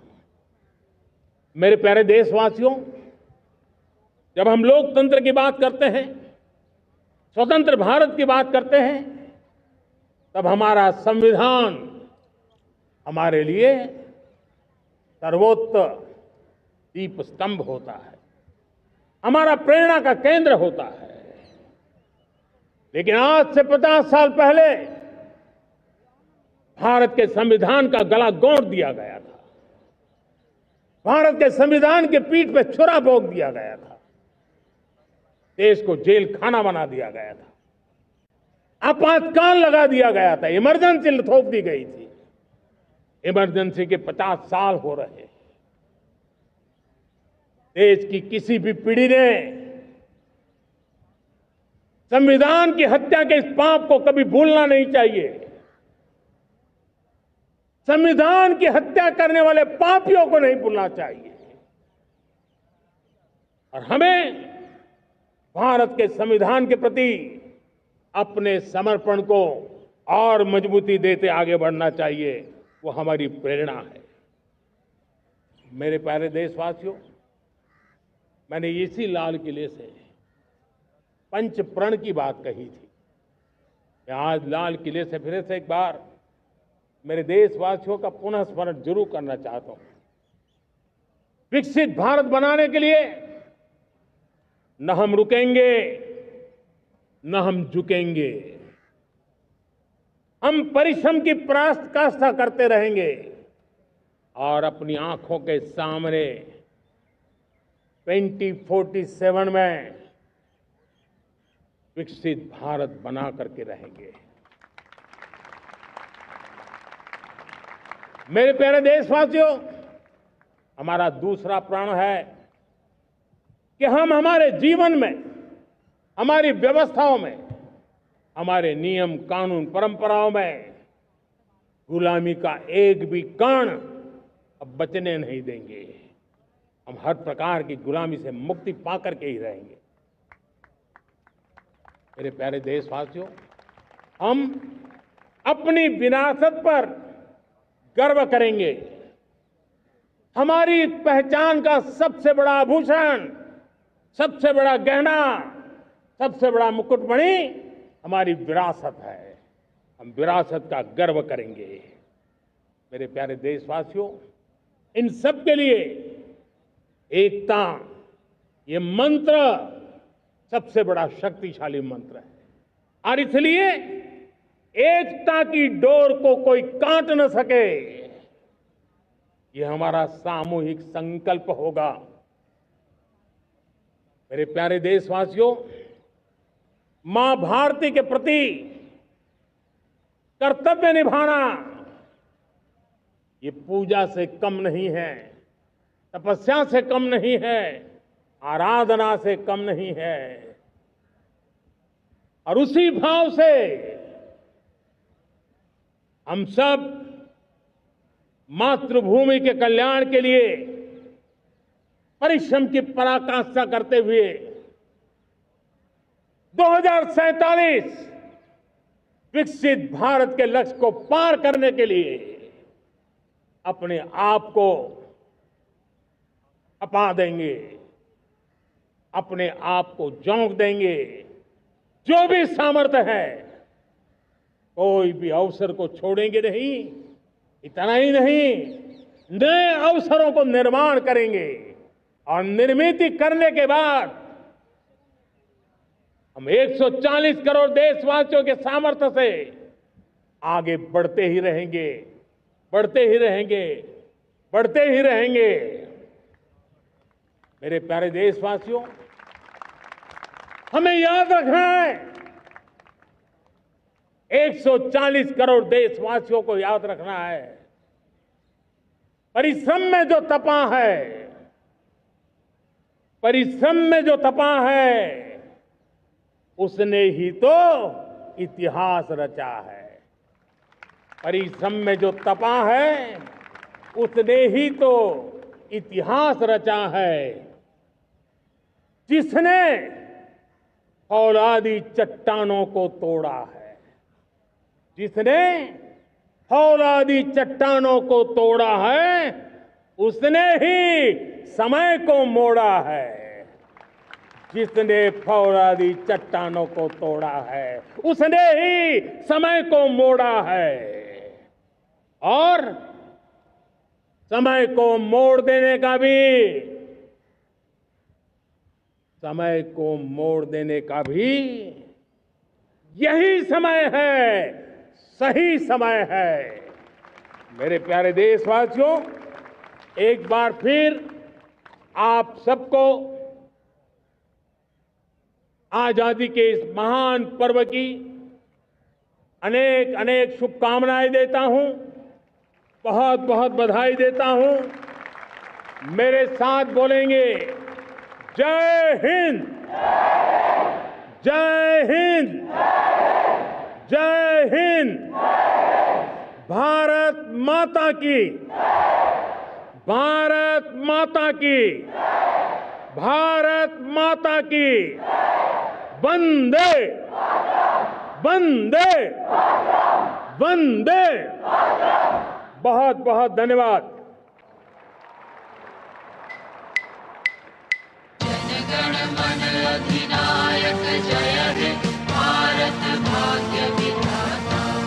पंजाब सिंध गुजरात मराठा द्राविड़ उत्कल बंग। विंध्य हिमाचल यमुना गंगा उच्छल जगति तरंगा। तब शुभ नामे जागे, तब शुभ आशीष मांगे। गाहे तब जय गाथा, जनगण मंगल दायक जय हे भारत भाग्य विधाता। जय हे, जय हे, जय हे, जय जय जय जय हे।